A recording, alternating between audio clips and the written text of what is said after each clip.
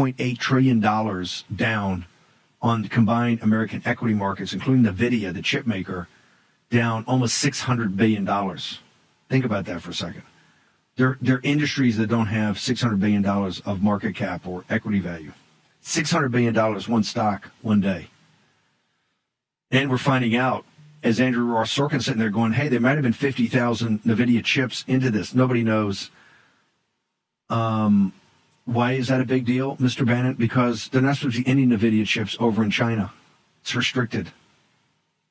Just to set the framework here, at 6 o'clock, we're going to have some folks come in and talk big picture on this. If President Trump's finished, we'll have that. I'll set the frame here. But number one, why did the intelligence services miss this? Once again, why did they miss this? And they say, Steve, how do you know they missed this? Well, I know they missed this, so they missed this. Otherwise, you wouldn't have had guys like Andreessen and these people out there.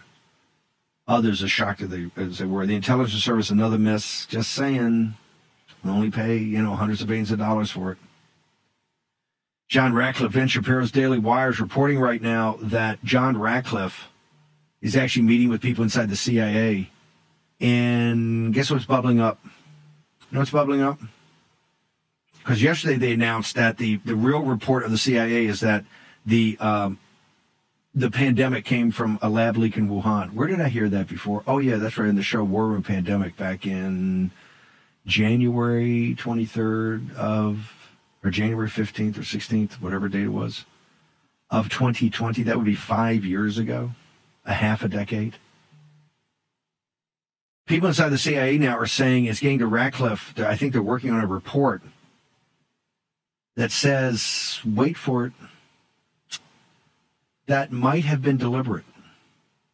Like a bioweapon that had done gain of function to power up, and then it was released by the Chinese Communist Party, the PLA, and the Chinese Communist Party. Once again, folks, as much as I know people don't want to deal with this, the Chinese Communist Party is at war with the United States of America. It's called unrestricted warfare.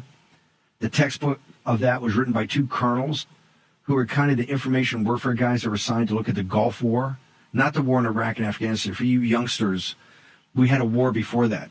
We had a war to, quote-unquote, save Kuwait for democracy. Remember that? Remember all the phony Cheney stuff they were putting out at that time? That, there are all these Democrats in Kuwait, and the Iraqis are going into the hospitals and banning the babies. All lies to get us to defend the oil of Saudi Arabia. Hey, at the time, maybe you had to do it. We had a Gulf War. The Chinese looked at that and studied that because we won so quickly, so overwhelmingly, so easily, with a handful of casualties. I think 100 dead. Massive victory. And could have gone all the way to Baghdad, but I think Bush made the decision at the time. He says, hey, look, my thing was to stop this, not to go take that, because then we're going to own it. Colin Pound, others talked about it.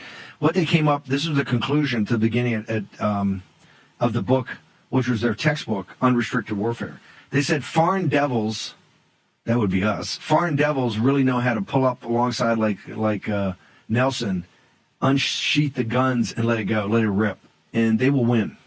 They're very good at that. They've perfected that. That's exactly how we don't want to fight them. So let's go Sun Tzu to the 10th power. In fact, if we have to get in a shooting war, that by definition means we're losing.